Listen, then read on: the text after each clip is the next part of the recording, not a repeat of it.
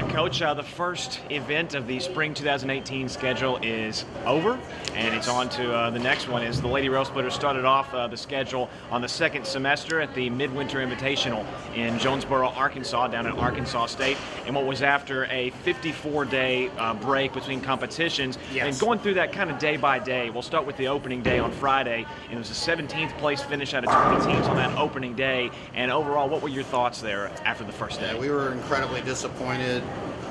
25 single pin missed, 24 splits.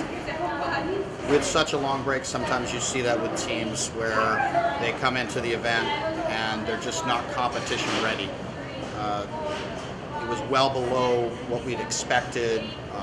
We put ourselves in a big hole. There was a strong field. It put us in a position where it was very difficult to make up the gap that we had. We were well behind, even 16th place, because we had bowled so poorly. It's a lot of pins given away with so many mistakes. So we made an adjustment. We opened up Saturday against number 3 Arkansas State, the host. Our revised lane play plan and better execution, better focus led to a victory, our highest ever victory. So our lowest low of the season to our highest high of the season in just 24 hours. So we averaged 190 for the day. It was a much improved team. We were competitive against Tulane, which is number 9 in the country, and we almost beat McHenry, number 2 in the country, the end of the day.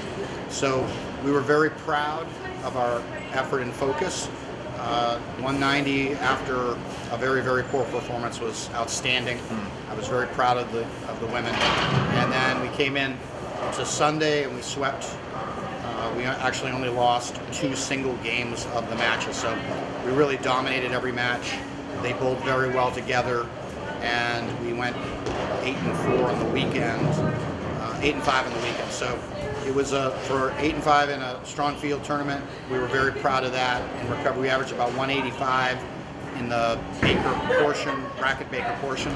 So a significant improvement again. So we went 2 days where we were proud of our effort, and it really felt good.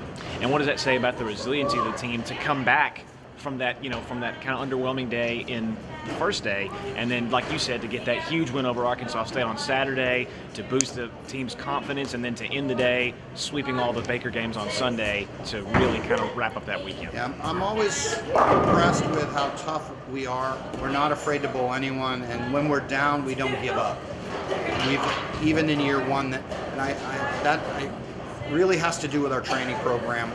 We try to make uncomfortable situations the norm so that becomes comfortable and expected in situations. So when we encounter adversity, we respond very well because all we do is the work. We process driven, do the things that we do. The same thing, we had one of the worst performances of the season on Friday.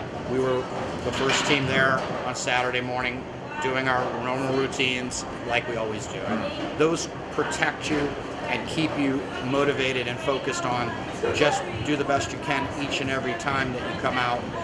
And we couldn't be more proud of that recovery. It shows that we have a team that can really do some damage this season. And one of the Lady Rail Splitters that kind of led the way individually, Marisol Dotson, who was the ECC Bowler of the Week the 4th time this season that a Lady Rail Splitter has garnered that honor. So what does that say just about the overall team play? Like last season, we had nearly every one of our players get an East Coast Conference award. It's nice to have Bowler of the Week, of course. That shows a higher level performance.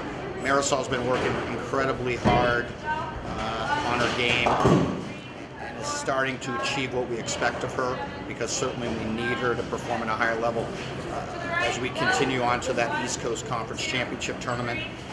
We also had an honorable mention with freshman Tyra Sanchez, so she really busted out and nearly averaged 190 for the weekend, so that was another performance that we have another player rise up, and that's a fantastic thing to have many players that can perform, because like this weekend we have a player with the flu. In fact, Christine Hansen, who has had several of the awards in the East Coast Conference Championship this season, is out with the flu, can't travel with us.